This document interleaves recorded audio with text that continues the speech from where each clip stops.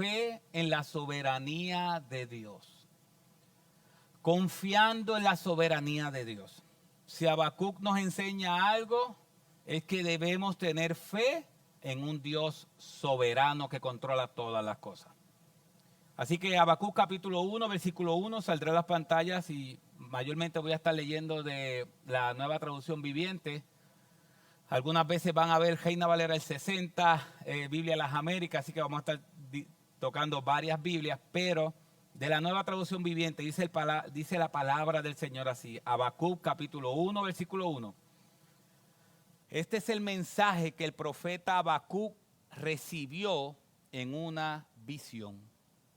Padre, ayúdanos a recibir este mensaje como tú lo has dado. Ayúdanos, Señor, a poder entender y aumenta nuestra fe reconociendo que tú eres soberano. En el nombre de Jesús. Amén. Pueden sentarse, mis hermanos. Yo no sé si a usted le ha pasado, me imagino que sí. Pero hay veces que pasan cosas, no tan solo a nosotros, sino también a las personas que están alrededor nuestra, que no entendemos. Hay cosas que no entendemos. Hay cosas que pasan, que a veces, o cosas que Dios hace, que causan un profundo dolor, y a veces nosotros no entendemos qué pasó. No entendemos por qué. Aún no entendemos por qué Dios permitió eso. Nosotros sabemos que Dios es soberano. Teológicamente hablando sabemos que Dios es soberano. Pero hay muchas veces que no entendemos. Hay muchas veces que decimos ¿por qué pasan estas cosas? ¿Por qué ocurren cosas? ¿Por qué pasó lo del 11 de septiembre? ¿Por qué hubo bombas en Inglaterra en los trenes? ¿Por qué 2 personas pusieron una bomba en un maratón de Boston? ¿Por qué? ¿Por qué tanta maldad? ¿Por qué vemos hombres matando a las mujeres? ¿Por qué tanta maldad? Y precisamente es lo que Habacuc quiere tratar en su libro. Es lo que Habacuc quiere hablar. La palabra Habacuc o el nombre Habacuc significa una persona que abraza. Tenemos muy poca información de Habacuc, muy poca información de Habacuc. Solamente su libro nos dice que lo más seguro es la levita, porque en el capítulo 3, versículo 19, da unas instrucciones a un cántico, así que se entiende que por tal razón es levita, pero el libro de Habacuc va a tratar diferentes cosas, todas relacionadas con la fe. Todas relacionadas con la fe. Por ejemplo, algunos pasajes conocidos de Habacuc, saldrá a las pantallas de la Reina Valera del 60. El capítulo 2, versículo 4, es un texto muy interesante y que se repite en muchas partes de la Biblia. Habacuc capítulo 2, versículo 4 dice, y he aquí aquel cuya alma no es recta se enorgullece, mas el justo por su fe vivirá. ¿Le está conocida esa última parte de esa estrofa, mas el justo por su fe vivirá? Es que ese texto, esa palabra de manera literal, mas el justo por su fe vivirá, y está en Romanos capítulo 1, está en Gálatas capítulo 3, si no me equivoco, y está en Hebreos capítulo 10. Aún con sus variantes, pero la idea es la misma, el justo por su fe vivirá.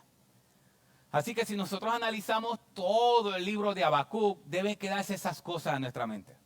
Debe quedarse las cosas de que el justo por su fe vivirá. Pablo tenía eso muy claro. Por eso Pablo dice, caminamos por fe y no por qué, y no por ver. Aún Hebreos capítulo 11 nos dice que por la fe, dice que por la fe Abraham, o por la fe Moisés, por la fe Moisés, salió de una tierra sin saber a dónde iba, pero iba caminando como mirando al invisible. Y yo sé que quizá usted en este momento, usted no sabe qué hacer o a dónde va y está caminando también por fe. Está caminando aún mirando al invisible.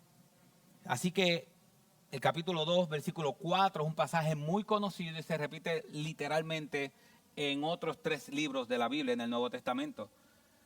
El capítulo 2, también versículo 14 de la Biblia de las Américas dice Pues la tierra se llenará del conocimiento de la gloria del Señor como las aguas cubren el mar. Pues la tierra se llenará del conocimiento de la gloria del Señor como las aguas cubren el mar. ¿Y cómo la tierra se llenará del conocimiento de la gloria del Señor? Como las aguas cubren el mar. Cuando sus hijos salen a todos los rincones de la tierra a anunciar la gloria de Cristo y la gloria salvadora. Esa gloria salvadora. Así que es importante que hay una promesa de Dios diciendo la gloria de Dios va a llenar la tierra completamente. El capítulo 2, versículo 20 también dice, pero el Señor está en su santo templo, calle delante de él toda la tierra. Y yo sé que quizá ese texto es un poco más conocido. El Señor está en su santo templo, calle delante de él toda la tierra. Dice el capítulo 3, versículo 2, oh Jehová, he oído tu palabra y temí. Oh Jehová, aviva tu obra en medio de los tiempos. En medio de los tiempos hazla conocer. En la ira acuérdate de la misericordia. En la ira acuérdate de la misericordia. Así que esto es también una oración. Si nosotros vamos a ver muchas oraciones de Habacuc, conversaciones con Dios y tiempo de adoración y alabanza como este.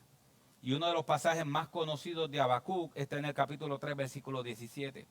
Y la Reina Valera del 60 dice así: aunque la higuera no florezca, ni en las vides haya fruto, aunque falte el producto del olivo, y los labrados no den mantenimiento, y las ovejas sean quitadas de la majada, y no haya vacas en los corrales, con todo yo me alegraré en Jehová, y me gozaré en el Dios de mi salvación.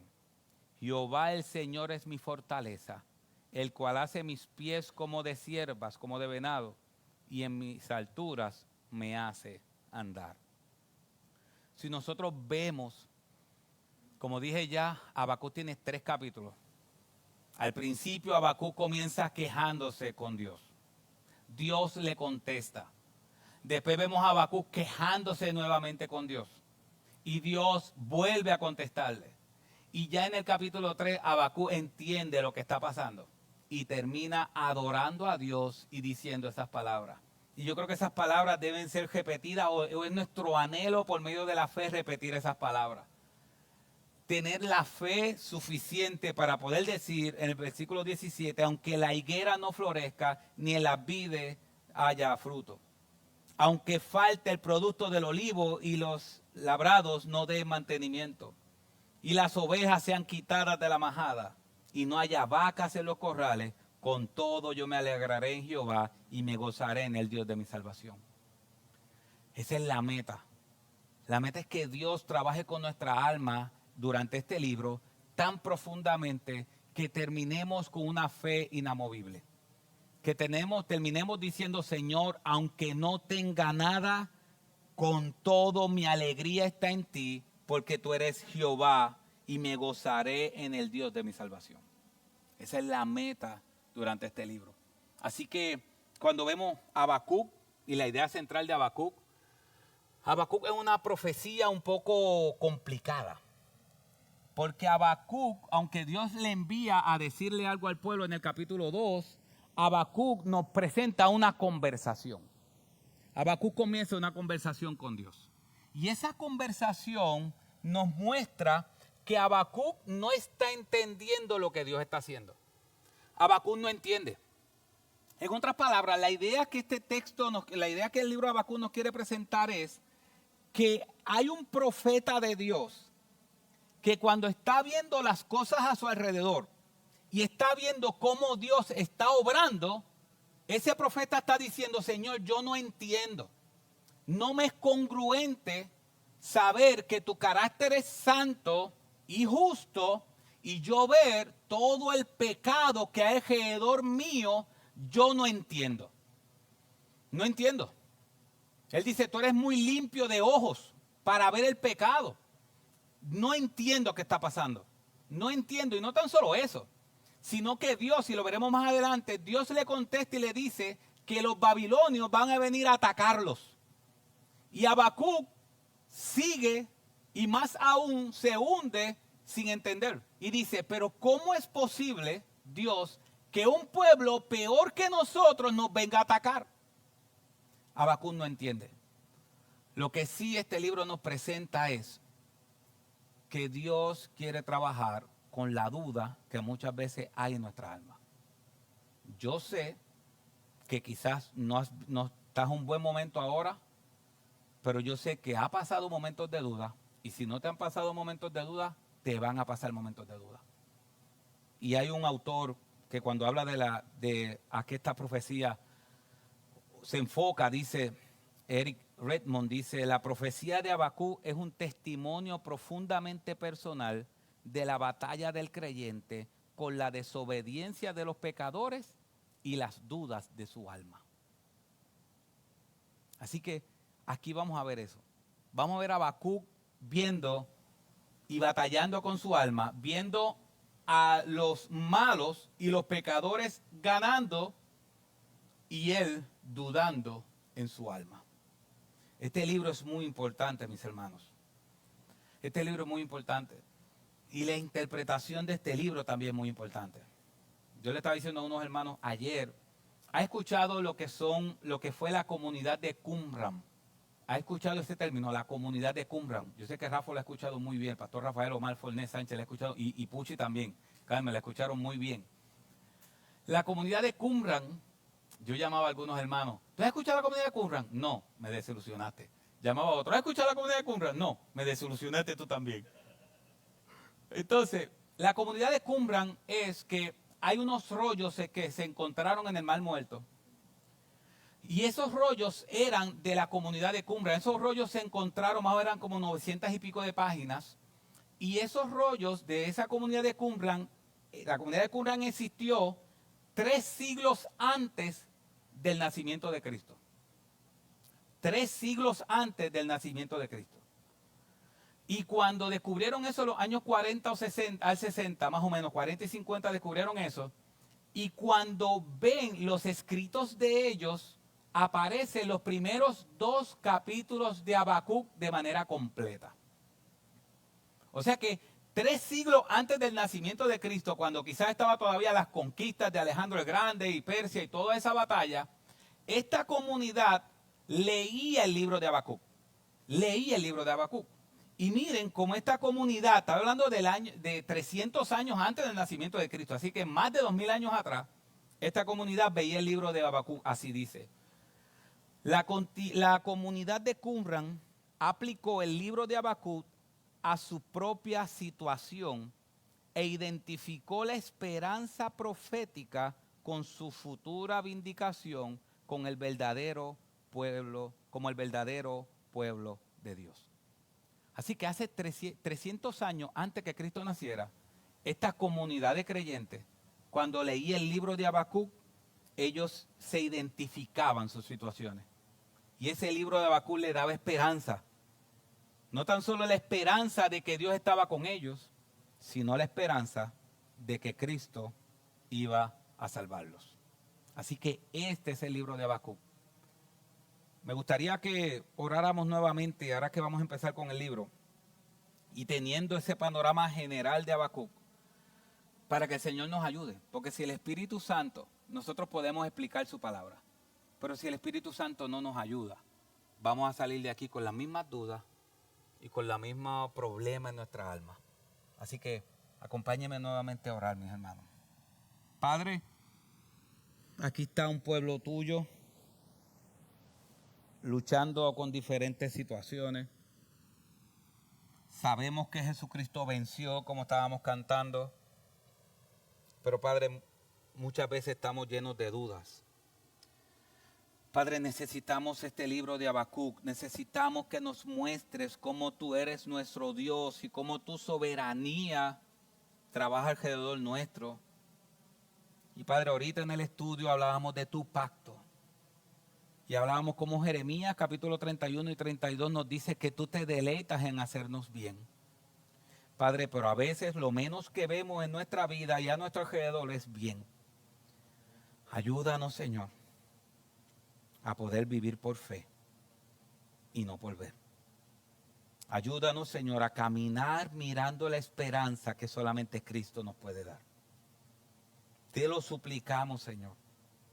Te lo imploramos. Necesitamos de ti. Y Padre, si aún hay alguien aquí que no está en prueba, también necesita de ti.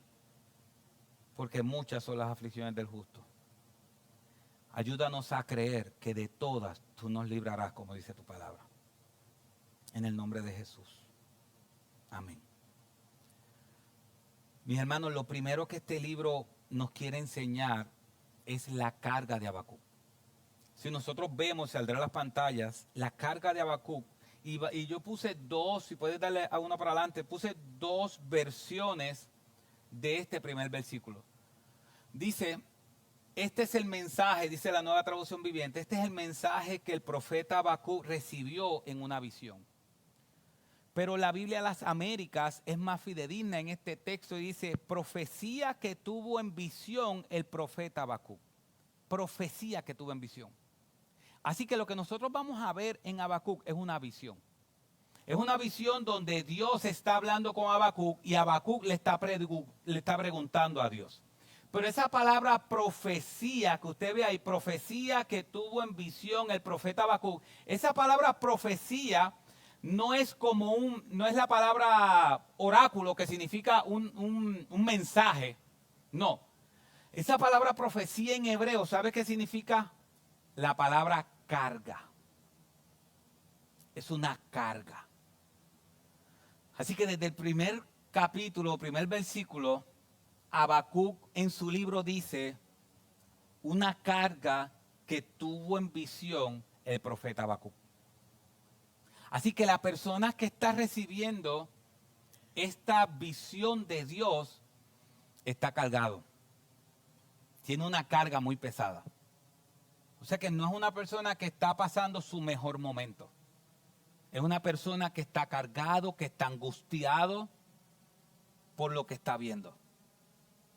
Y esto es importante porque hay veces que nosotros entendemos que la Biblia se escribió por personas que estaban en un lugar diferente al que estaban escribiendo.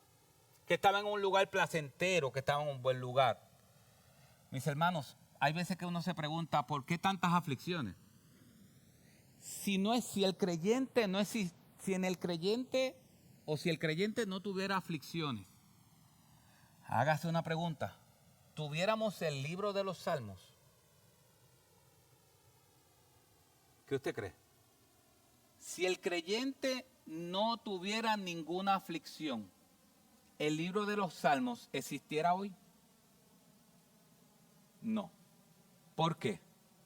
Porque el libro de los Salmos son canciones, los cuales la mayoría de ellos fue escrita por creyentes que estaban siendo perseguidos, que estaban siendo atacados, que estaban siendo vituperados, que estaban con enfermedades y que estaban pasando diferentes situaciones.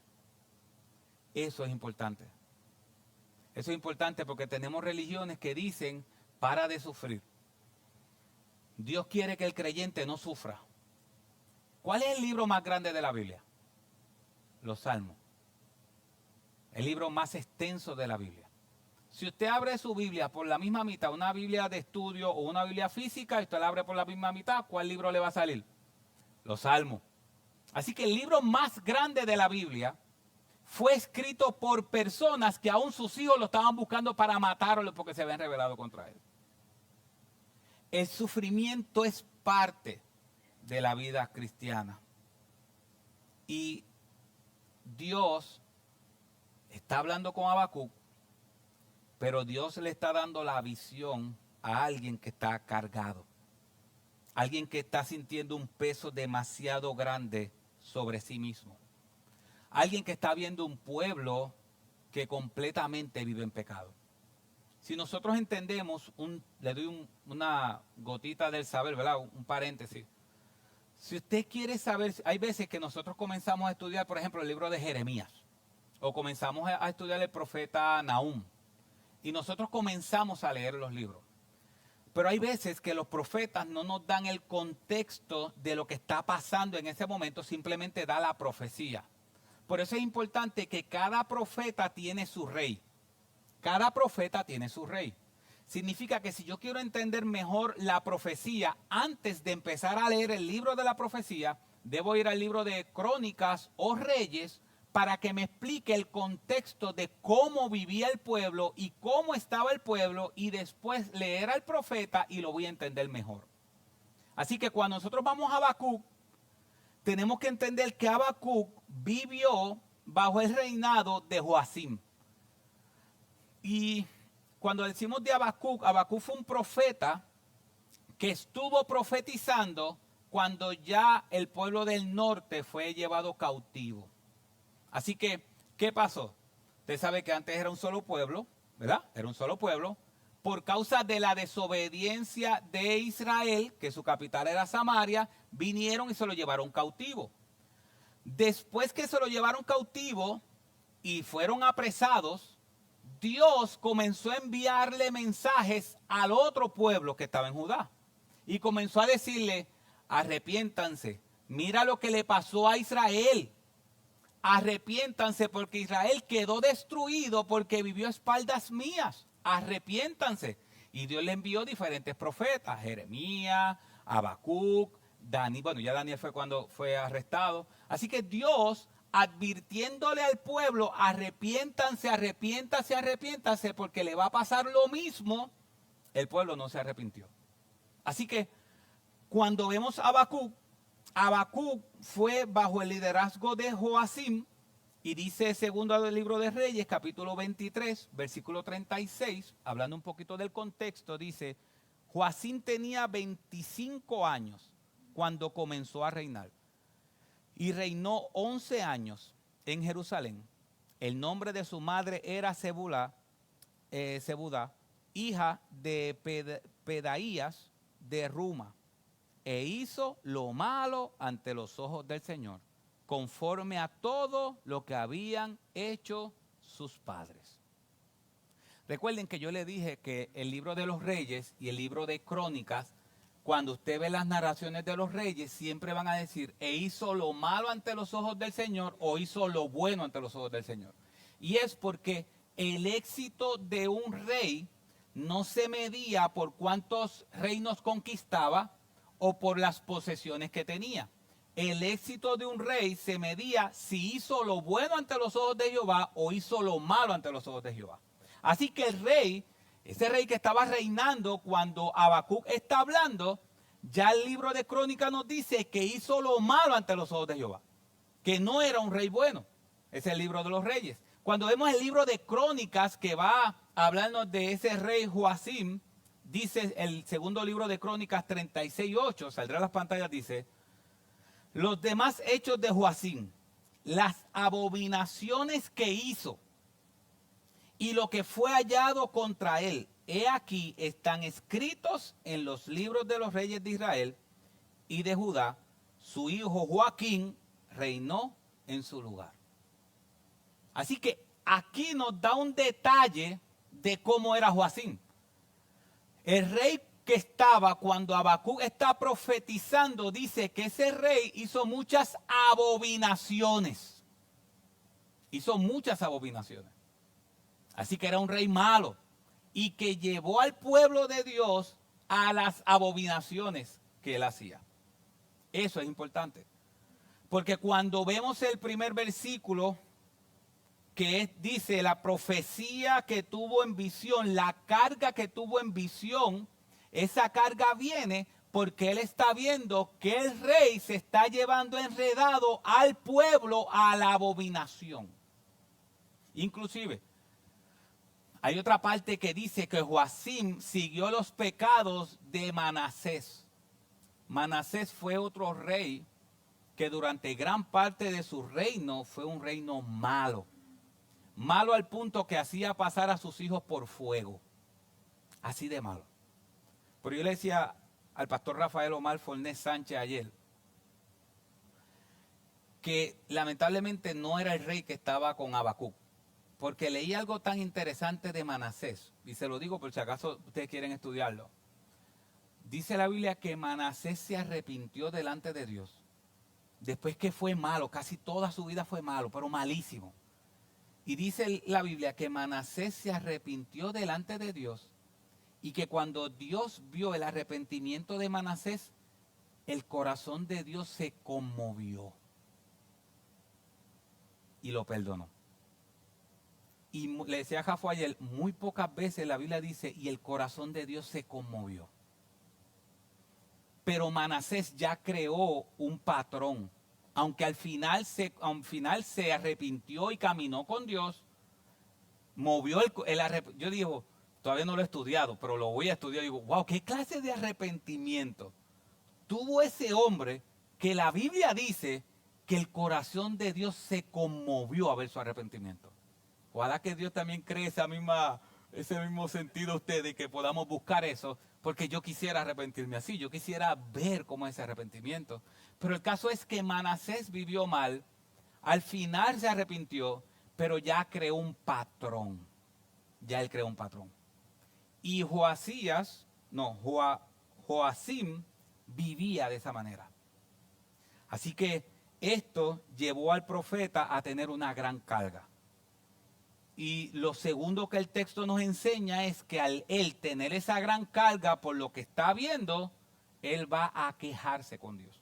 Así que lo segundo que este texto nos puede mostrar de manera general es la queja. Miren la queja de Habacuc. Versículo 2. Yo no sé si yo hasta ahora no me he atrevido, aunque mi corazón lo ha pensado en algunas ocasiones, no me he atrevido a decirlo de esa manera. ¿Hasta cuándo debe pedir ayuda, oh Señor, pero tú no me escuchas? Hay violencia por todas partes, clamo, pero tú no vienes a salvar. Ya entré. Sinceramente, ¿usted se atrevería a hablarle a Dios así? Está duro la cosa. Está fuerte.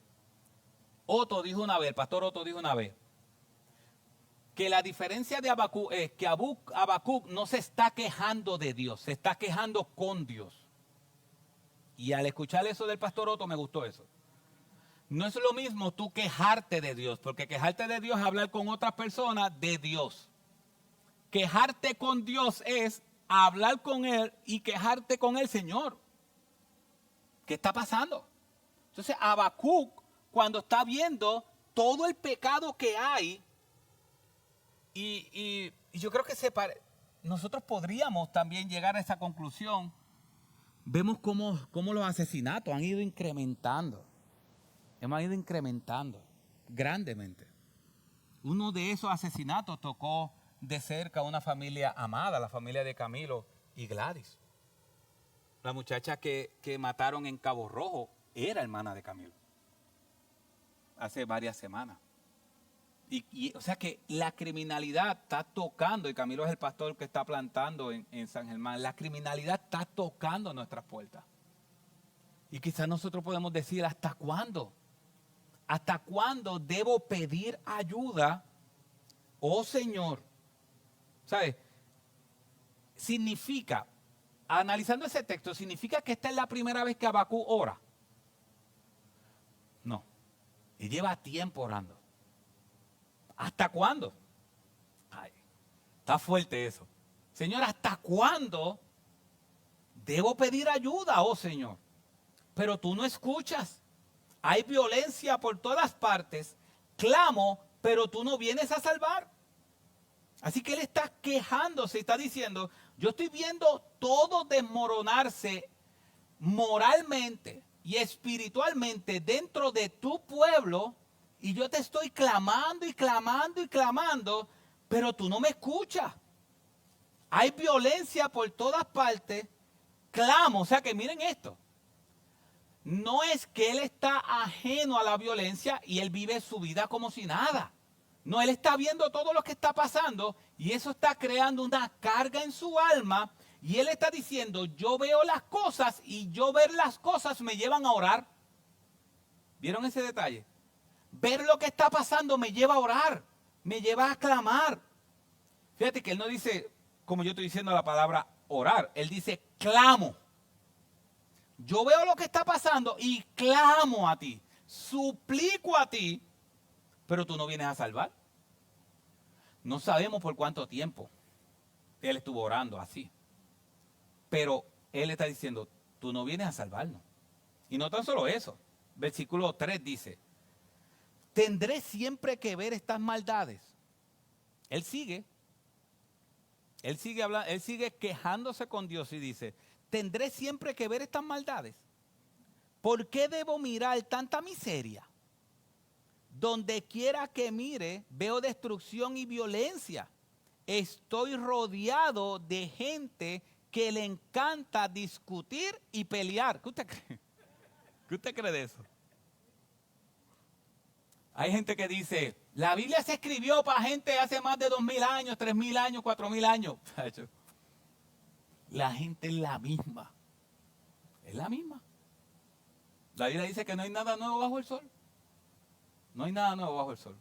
Así que dice, veo destrucción y violencia. Pero mira lo que dice, tendré siempre que ver estas maldades, pero debo mirar tanta miseria.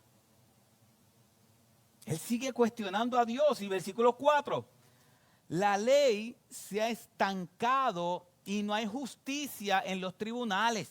No hay justicia en los tribunales. Los perversos suman más que los justos, de manera que la justicia se ha corrompido. ¿Qué usted cree? Es un retrato casi exacto de lo que está pasando hoy. O sea que él está diciendo, el problema no tan solo es el pueblo que está viviendo como le da la gana, el problema también es que los tribunales, que se supone que pongan ley y orden, ¿qué hacen? No hacen nada. Y dice, los perversos suman más que los justos. ¿Sabes qué significa los perversos suman más que los justos? Los perversos están ganando. Los perversos están ganando. Están ganando. De manera que la justicia se ha corrompido. Como los perversos son más, pues los perversos están ocupando posiciones de justicia o gubernamentales o de tribunales. Entonces por eso está dañado todo. Por eso está dañado todo. Entonces, ¿cómo Dios responde? Aquí es donde comienza más aún Habacuc a luchar en su alma. Porque la respuesta de Dios no le gustó a Habacuc. Es más, no tan solo a Habacuc, no le debe gustar a nadie. Miren cómo Dios le responde. Quizás uno puede decir, mire esto, la falsa teología comienza a decir, Dios es bueno, a unas quejas así, tranquilo Habacuc, uno haciéndose Dios, tranquilo Habacuc, Dios va a bregar con esto, Dios va a poner todo a su orden, tranquilo. Vamos a ver qué le contestó Dios. Versículo 5. La respuesta de Dios. Así que ya vimos la carga de Habacuc, ya vimos la queja de Habacuc, ahora veamos la respuesta de Dios. El Señor respondió. Observen las naciones, mírenlas y asómbrense, pues estoy haciendo algo en sus propios días, algo que no creerían aun si alguien les dijera. Así que lo primero que le está diciendo es, miren alrededor, miren las naciones alrededor y asómbrense. Asómbrense. Versículo 6. Estoy levantando a los babilonios. Quizás en sus versiones dice caldeos. Caldeos y babilonios son los mismos grupos. Estoy levantando a los babilonios. Un pueblo cruel y violento. Marcharán por todo el mundo y conquistarán otras tierras. Son reconocidos por su crueldad y hacen lo que se les antoja. Sus caballos son más veloces que los leopardos y más, aunque dice ahí guapardos, pero sí, pero es que si usted busca la Biblia, nueva traducción viviente, es la palabra que se utiliza, pero es leopardos y más feroces que lobos al anochecer. Sus jinetes arremeten desde lejos, como águilas se lanzan en picada para devorar a sus presas. Vienen sin tregua, decididos a la violencia. Sus multitudes avanzan como el viento del desierto, barriendo cautivos a su paso como si fueran arena. Se burlan de reyes y príncipes y menosprecian todas sus fortalezas. Simplemente hacen rampas de tierra contra las murallas y las toman por asalto. Arrasan como el viento y desaparecen, pero son profundamente culpables porque hicieron de su propia fuerza un Dios. Ahí se acaba la contestación de Dios. Y Él nos espera esa contestación. Dios le dice, los babilonios van a arrasar con ustedes. Los babilonios van a arrasar con ustedes. Los babilonios, si usted busca la historia, los babilonios con el rey Nabucodonosor II ya habían arrasado con Nínive. Ellos estaban en el proceso de arrasar con todo lo que venía de frente. Y Dios le dice a ellos no, le dice a Habacuc, ellos los van a arrasar a ustedes. Y esa profecía se cumplió. Por eso Habacuc es quizá un poco complicado y se me hizo bien difícil tratar de explicarlo que se entienda.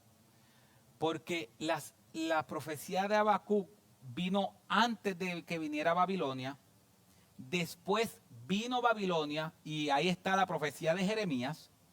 Y también está la profecía de Daniel. Así que Habacuc es contemporáneo con Jeremías y con Daniel. Así que cuando nosotros vemos, esa profecía se cumplió. Pero aunque la profecía se cumplió, y lo veremos quizás más adelante, lo importante aquí es que Dios le da una contestación a Habacuc que él no se esperaba y nadie se espera. Porque si vemos los cuestionamientos de Habacuc fue, Señor, ¿hasta cuándo vendrás a salvarme? Señor, quiero que me libres de esto. Quiero que me salves. Pero Dios, en vez de decirle, te voy a salvar, Dios está diciendo, te voy a enviar al pueblo de Israel, al pueblo de Judá, voy a enviarle un ejército de Babilonia y los va a atacar y los va a destruir. Y ahí se acaba esa primera conversación entre Dios y Habacuc. ¿Cuál fue la respuesta de Habacuc? Eso lo miraremos la próxima semana. Está como los anuncios, ¿verdad? Tuve continuo. Pero quiero hacerle algunas aplicaciones prácticas de lo que vimos hasta ahora. Algunas aplicaciones prácticas. ¿Cómo esto se ve en nuestra vida? ¿Cómo esto se ve en nuestra vida? Primero, mis hermanos, Habacuc nos muestra que el cristiano debe tener la misma carga que Habacuc tuvo al ver el pueblo viviendo a espaldas de Dios. Nosotros debemos tener esa misma carga. Nosotros ya no podemos seguir viviendo nuestras vidas como si nada estuviese pasando a nuestro alrededor. El pueblo de Puerto Rico, específicamente que vivimos aquí, pero diferentes lugares, pero enfocándonos en Puerto Rico, sabemos que el pueblo de Puerto Rico está mal, cada vez está peor, pero nosotros como cristianos tenemos una responsabilidad. Y la primera responsabilidad es que como está nuestro país y nuestro alrededor, debe crear una carga en nosotros. No pueden seguir las matanzas y nosotros viviendo nuestra vida como si nada hubiese pasado. Hay veces que nosotros estamos tan entretenidos en nosotros. A veces estamos tan entretenidos en nosotros, en nuestra vida, me levanto, voy al trabajo, salgo, cocino, aquellos que cocinan, aquellos que compran, pues compran. No voy a decir quién y quién, ustedes sabrán. Y venimos y nos levantamos y nos vamos y pasa la semana y el fin de semana, pues entonces vamos a pasear y todas estas cosas. No estoy diciendo que nada de eso es malo.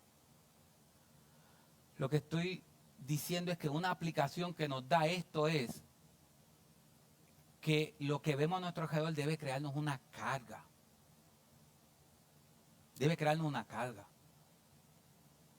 Mis hermanos, como una de las cosas que en el ruedo político de hace 4 años yo vi y dije en aquel momento y lo repito ahora, es que yo escuché cristianos diciendo que la solución que tiene Puerto Rico era César Vázquez y votar por Proyecto Dignidad. Yo escuché eso. Yo dije, Señor, no le tomes en cuenta ese pecado. Porque Puerto Rico no lo salva ningún hombre. Lo salva solamente Cristo mostrando su gloria y transformando los corazones de las personas. No lo salva ningún partido político. Y aquí nosotros nunca le vamos a decir por quién votar y por quién no votar. Pero lo que sí le vamos a decir es que la esperanza que tiene Puerto Rico no es César Vázquez. La esperanza que tiene Puerto Rico es que usted, que tiene el mensaje que salva, lo comparta con otros. ¿Cómo quizás puede parar el suicidio? Nosotros predicando el evangelio de esperanza, que solamente Cristo hay esperanza. ¿Cómo quizás se puede disminuir la criminalidad? Usted no sabe a quién le va a predicar el evangelio. Una vez, hace muchos años, antes de yo estar pastoreando aquí, y yo era pastor de jóvenes en Santa Isabel, en aquel tiempo yo visitaba a las personas. Yo era el que hacía un club de hermanos, y cuando venía una visita, pues nosotros visitábamos a la persona y le dábamos seguimiento y todas estas cosas. Yo no sé si Mayli estaba ese día conmigo. Yo creo que sí. Me toca predicar a mí. Y si no me equivoco, yo prediqué de Romanos 12, 1 y 2 ese domingo. No. Fue de Primera de Pedro capítulo 2. De que Cristo es la piedra angular, hermosa y escogida. Entonces, yo llamo a esa persona el lunes, de los que nos visitaron, me tocó visitar a alguien. Y cuando yo voy y me siento con ellos en la casa, yo creo que Meli estaba conmigo, y estamos hablando, esa persona, era un matrimonio, él me dice, yo quiero que usted sepa que yo me iba a suicidar el domingo. Yo me iba a suicidar. Pero dije, déjame ir a la iglesia como última oportunidad porque yo no quería hacerlo. Y dije, déjame ir a la iglesia. Y ese día escuché que la hermosura de Cristo. Ese hombre hasta ahora sigue vivo. Yo no sé si se convirtió, pues después él se mudó para Estados Unidos. Pero hay veces que uno dice, esto se resuelve votando por X o por Y. No. Esto se resuelve predicando el evangelio a toda criatura. Porque uno no sabe a quién le va a hablar que quizás tenía pensado suicidarse. Porque si usted comienza a mirar por ahí quién tiene signos de suicidio, la mayoría de la gente que se suicida, los familiares y las personas se quedan como sorprendidos, pero ¿cómo es posible? Entonces, eso va a pasar cuando nosotros tengamos una carga, cuando lo que está pasando a nuestro alrededor sea una carga. Yo decía en el estudio bíblico el martes pasado, que aprovecho, tenemos estudio bíblico este martes presencial, Dios mediante. Yo decía que el problema es que como no estamos pendientes a dónde Dios está obrando y estamos tan enfocados, vamos a nuestros trabajos, estamos tan enfocados en nuestros trabajos, si se va la luz seguimos, estamos tan enfocados en nuestros trabajos que quizás Dios está poniendo gente a nuestro alrededor que tiene diferentes circunstancias, diferentes problemas que necesitan escuchar que solamente Cristo perdona pecados. Que aunque sí son pecadores, pero la gracia de Dios vino a buscar pecadores. y llevarlos al arrepentimiento y transformar sus almas. Pero a veces Dios está poniendo todas esas personas frente a nosotros, pero estamos tan enfocados en nosotros que pasan desapercibidos. Porque ya no tenemos una carga por la gente. Pablo, ¿sabe qué dice Pablo? Pablo dice, Señor, ojalá yo fuera anatema. Eso lo dice en Romanos capítulo 9. Ojalá yo fuera maldito, pero que se salve estas personas de la nación judía. ¿Usted sabe qué hizo Moisés? Moisés un día se paró frente a Dios, porque Dios iba a matar al pueblo por desobediente. Y él se paró frente a Dios y le dice, Señor, mejor mátame a mí, pero que mis hermanos se salven. Eso es una carga. Dos hombres con una carga por la gente que les jodea. Una carga por ellos. Así que, ¿qué aplicación podemos ver de Habacuc? La carga que tenía Habacuc y los clamores a Dios para que Dios hiciera algo. Segundo, importante, mis hermanos, y yo sé que lo he escuchado muchas veces, pero Habacuc nos muestra que Dios esté en silencio no significa que no está haciendo nada. Que Dios esté en silencio no significa que Dios no está haciendo nada. ¿Qué dice Habacuc? Habacuc dice, ¿hasta cuándo he de clamarte a ti y tú no me contestas? ¿Hasta cuándo? ¿Qué está diciendo Habacuc? Yo llevo hablándote y hablándote y hablándote y tú no me contestas. ¿Sabes qué significa eso? Que Dios esté en silencio y que Dios no te conteste no significa que Dios no está haciendo nada. Miren, Dios es tan grande y tan misericordioso que Dios hizo una cita secreta con el profeta Elías y la viuda de Sarepta, y ninguno de los dos sabía que esa cita estaba. Ustedes saben que la viuda de Sarepta y Elías fue a su casa y Elías le dijo, dame de comer.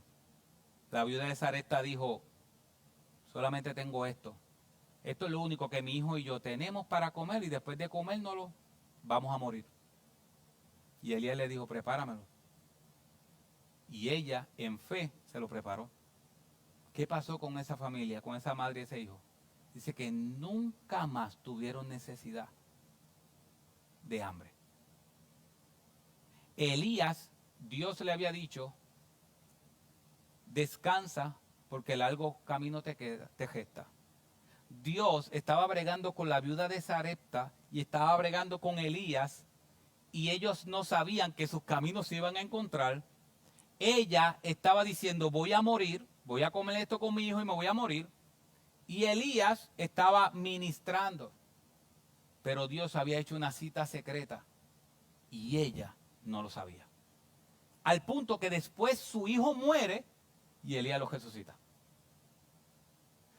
Ella no sabía que Dios estaba obrando en secreto para bendecirla. Ella no lo sabía. Dios a veces se va a quedar en silencio. Bueno, pues nosotros no lo vamos a escuchar audiblemente, pero muchas veces Dios no contesta una oración o está en silencio para nosotros, pero no significa que Dios está haciendo citas que ya están planificadas para nuestra vida. Eso es importante. Y eso es la fe. La fe es que aunque no sé esa cita, confío en que Dios prometió ayudarme. Y Dios prometió estar conmigo. Aunque uno no le vea salida. Dios prometió eso. Y como hablábamos ahorita en el estudio, Él hizo un pacto eterno, de que es nuestro Dios. Así que, segundo, que Dios esté en silencio no significa que no está haciendo nada. Tercero, y quizá un poco más chocante para algunos de nosotros, es que podemos ir a Dios y derramar nuestra alma hacia Él. Podemos ir a Dios y derramar nuestra alma hacia Él. Habacuc, su tiempo de oración, Habacuc nos muestra que es un hombre de oración, porque dice, clamo a ti, ¿hasta cuándo? Significa que era un hombre que clamaba constantemente. Pero yo no sé si yo alguna vez le he hablado a Dios tan sinceramente como lo hizo Habacuc. No sé. Tengo que ponerme a analizar si yo le he hablado a Dios tan sinceramente. Cuando digo tan sinceramente es con el alma derramada completa y no con miedo de que pueda decir algo que lo pueda ofender. Y Habacuc me enseña que obviamente no debo buscar ofender no debo buscar ofender a Dios jamás. Pero Habacuc me enseña que yo puedo ir delante de Dios y derramar mi alma. Y poder expresarle de manera honesta y directa cómo me siento. Que no tengo que ir a los demás a quejarme de mi vida. Y nosotros en Puerto Rico estamos acostumbrados a hacer quejones. Que no tengo que empezar a quejarme con la gente a nuestro alrededor, porque a veces nos quejamos con la gente que no puede hacer nada. ¿No es verdad? La mayoría de las veces nos quejamos con la gente que no puede hacer nada. ¿Y para qué nos quejamos con ellos? Pues no sé, porque estamos acostumbrados, será. A veces de los esposos, las mujeres se quejan de los esposos con los demás. Es que este no cambia. Y quejándose, y quejándose, y quejándose. ¿Qué uno puede hacer? ¿Para qué cogió mal? No. ¿Qué uno puede hacer? Dios es el que transforma. Quéjate con Dios. No quéjate de Dios. Quéjate con Dios, Señor. ¿Hasta cuándo va a tener este marido así? O viceversa. ¿Hasta cuándo? O a veces la rebeldía de un hijo. O a veces la rebeldía de un hijo. O a veces situaciones. Mis hermanos, qué bueno que nos dice a través de Habacuc, podemos aprender que podemos ir. Podemos ir a Dios y abrirle nuestra alma. Señor, perdóname si con esto que te estoy diciendo te ofendo, pero mi corazón y mi intención jamás es ofenderte, pero así me siento. Me siento que no puedo más. Me siento que lo estoy haciendo todo. Me siento, como decía el salmista, el Salmo 42, siento que una ola llama a otra ola a la luz de tus cascadas. Siento que cuando voy a tratar un poquito de salir del agua, viene otra ola. Y cuando viene otra ola. Usted no ha vivido momentos así que usted dice, diantre, este es un problema y estoy casi saliendo de este problema y llega otro y llega otro. Y el salmista está derramando su alma con Dios y eso nos está diciendo Habacuc también. Derramemos nuestras almas con Dios. Echando todas nuestras ansiedades en Dios, dice Primera de Pedro. Cuarto, y esa me la dio el pastor Rafael. Dios contesta las oraciones, pero no necesariamente como nosotros queremos. Dios contesta nuestras oraciones, pero no necesariamente como nosotros queremos. Dios le contestó la oración a Habacuc. ¿Pero qué usted cree que estaba esperando a Habacuc? Que Dios iba a venir, iba a transformar todo. Como dice el dominicano, ¡fuap! Tú supiste. ¡Fuap! Tú supiste. Tienes que ponerte moderna, hermano Martín. Vino el Señor, ¡fuap! Tú supiste y arregló todo. Pero el Señor dijo, no, al contrario, va a venir alguien y lo va a destruir. Muchas veces Dios va a contestar las oraciones, pero no necesariamente como nosotros queremos. Quinto, todos somos pecadores y merecemos el castigo de Dios. Eso es importante. Todos somos pecadores y merecemos el castigo de Dios. ¿Por qué yo digo esto? Porque Habacuc entendía que él era mejor, que ellos eran mejor que el pueblo de Babilonia. Por eso él dice, cuando Dios le va a decir a él que los va a destruir por Babilonia, él dice, pero ¿cómo es posible si nosotros somos mejor que el pueblo de Babilonia? Habacuc hasta cierto punto tenía cierto orgullo territorial, porque él entendía que el pueblo de Dios era mejor que Babilonia. Y no, nosotros tenemos que entender algo, mis hermanos. Todos somos pecadores y merecemos el castigo de Dios. Todo. Tanto Israel en aquel tiempo, tanto Judá en aquel tiempo, como Babilonia, como el vecino, como yo, merecemos el castigo de Dios porque somos pecadores. Ahora, ¿cuál es la buena noticia? Y es lo último. Solo el Evangelio nos libra del castigo, ya que Cristo tomó nuestro lugar. Nosotros los creyentes no vamos a ser castigados, Pero ese castigo no es porque nos portamos bien o porque llegamos temprano a la iglesia o porque hacemos X cosas, no es porque leemos la Biblia, no es porque oramos. ¿No sabe por qué nosotros no somos castigados? Porque el castigo que nos tocaba a nosotros, Cristo recibió el castigo. Porque para poder ser salvos, alguien tiene que pagar el castigo que me toca. Alguien tiene que pagarlo. Porque, acuérdense algo, la justicia de Dios, hacer lo correcto, que Dios haga lo correcto, es castigar. Él tiene que castigar.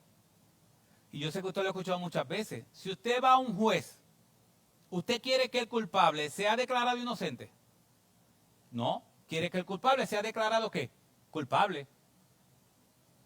Y quieren que si depende de si el pecado o el error o la violencia fue grande, que pague conforme, que lo que le pongan sea conforme a lo que hizo. ¿Qué pasa si la sentencia se la bajan? No es justicia. Dios es un Dios justo.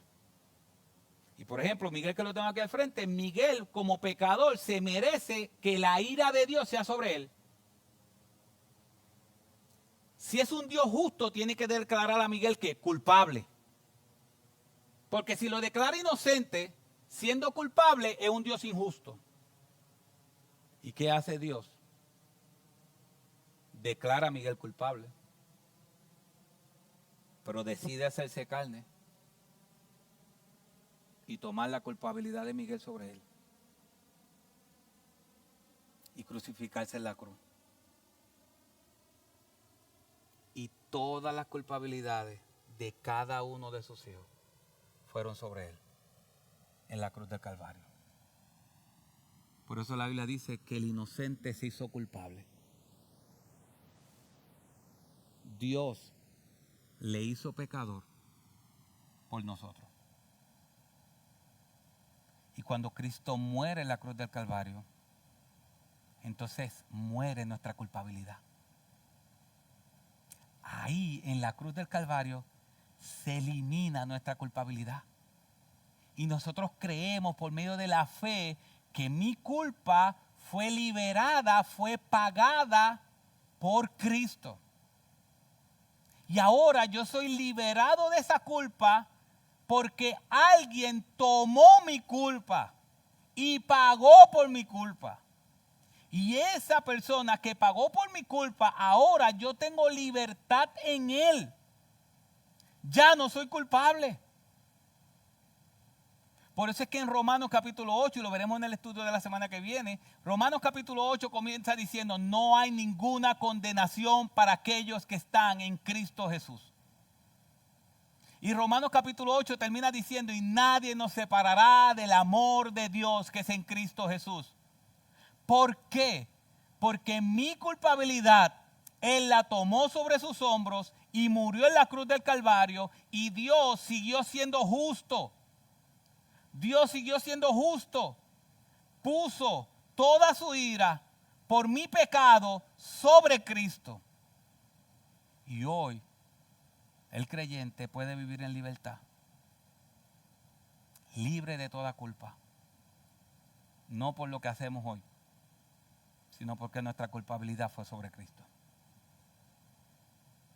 Por eso el que no es creyente, el que no le ha entregado su vida a Cristo, el que no se ha arrepentido de sus pecados y no le ha entregado su vida a Cristo, es culpable.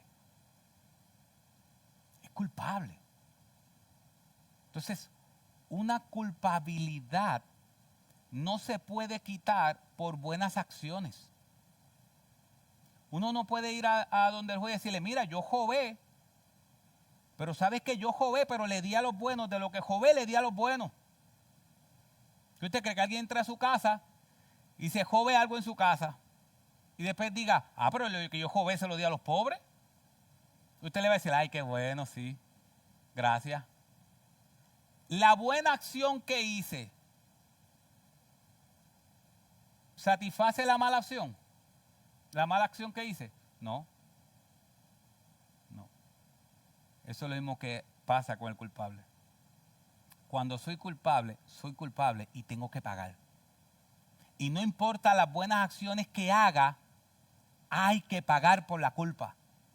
Y el problema es que si tú no eres creyente, si tú no le has entregado tu vida a Cristo, hay algo que dice en tu frente, aunque no lo está tatuado ni nada de esas cosas, pero hay algo que dice en tu frente, culpable.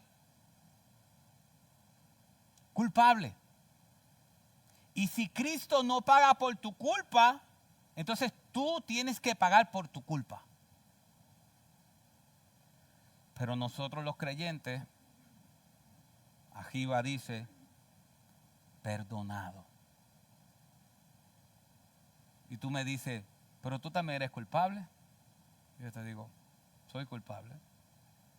Pero Cristo pagó mi culpa en la cruz del Calvario. Y murió por los pecados que me hizo culpable, que me hacían culpable. Por eso si tú estás aquí y no eres creyente, no tienes que ser como Habacuc, no seas como Habacuc, es que aquel es más culpable que yo, es que aquel es más culpable que tú, es que yo soy mejor que aquel es mejor que yo, aquel es peor que yo soy mejor. No, todos somos culpables. Y esa culpabilidad por causa de nuestro pecado, alguien tiene que pagarla. Dios ofrece por medio de su Hijo Jesucristo pagar la culpa por los pecados. Pero Él pide arrepentimiento y fe en Él, que solamente lo da a través de Cristo. Si no vives para Cristo en arrepentimiento y fe, entonces tú mismo pagarás tu culpa. La razón por la cual sus hijos no estarán en el infierno es porque Cristo pagó nuestra culpa. Como cantábamos casi ahora. ¿Por qué no estaremos en el infierno? Porque Jesucristo venció. Porque al tercer día la tumba quedó vacía. Y cuando Dios levantó a Cristo de los muertos, ¿tú sabes qué Él nos está diciendo a nosotros? Perdonado. Ya hubo ofrenda de sacrificio por sus pecados. ¿Y sabe qué dice Hebreo? Ya no hay más ofrenda por el pecado. Con una sola ofrenda hizo perfecto para siempre a los santificados. Así que mis hermanos, aprendamos que solo el Evangelio, solo Cristo nos libera de la culpa. Aquel que no le ha entregado su vida y su alma a Cristo sigue siendo culpable. Pero ojalá, y le pido al Señor, que si tú estás aquí y todavía no le has entregado tu alma a Cristo, yo sé que no depende de que yo implore por eso, pero yo le pido a Dios que cambie tu alma y que pague tu culpa. Padre, ayúdanos a ver el mundo y tener una carga. Ayúdanos a entender que muchas veces tú estarás en silencio y no significa que no estás haciendo nada. Ayúdanos a entender, Señor, que hay veces que tú vas a contestar oraciones no como nosotros queremos, pero sí las que son mejores. La contestación tuya es lo mejor que nosotros necesitamos. Padre, ayúdanos a entender que tu gracia nos ha liberado de la culpa, porque todos somos culpables. Padre, yo te pido y te imploro en el nombre de Jesús, que aquel que esté aquí o que está viendo a través de la redes o que lo verá después, yo te pido, Señor, de verdad, en el nombre de Jesús te pedimos, no tan solo yo, te pedimos, Padre, que aquellos que no te conocen, tú le muestres su culpa, tú le muestres que separados de ti nada pueden hacer. Padre, que tú le lleves al arrepentimiento, que puedan confesar con su corazón y con su alma que Jesucristo es el Señor, que puedan arrepentirse de sus pecados y que tú los libertes de la culpa. Señor, transfórmalos como lo hiciste con nosotros por tu gracia. Padre, transfórmalos, Señor. Y ayúdanos, Padre, a compartir este mensaje con todos. Ayúdanos a compartir el mensaje de esperanza, que solo Jesucristo es el Señor. Ayúdanos a compartir el mensaje que solo en Él hay esperanza, solo en Él hay salvación. Y que separados de tu Hijo Jesucristo, nada podemos hacer. Padre, ante un mundo que está lleno de violencia, Padre, ayúdanos a que la luz de Cristo no esté escondida bajo una mesa, sino que esté arriba y que pueda ser vista por aquellos que no te conocen. Señor, que la luz de Cristo y su gloria llene la tierra, como dice Habacuc capítulo 2. Que la gloria de Cristo cubra la tierra como lo hace el mar. Señor, gracias. Gracias, Señor, por darnos la oportunidad de predicar tu glorioso mensaje. En el nombre de Jesús.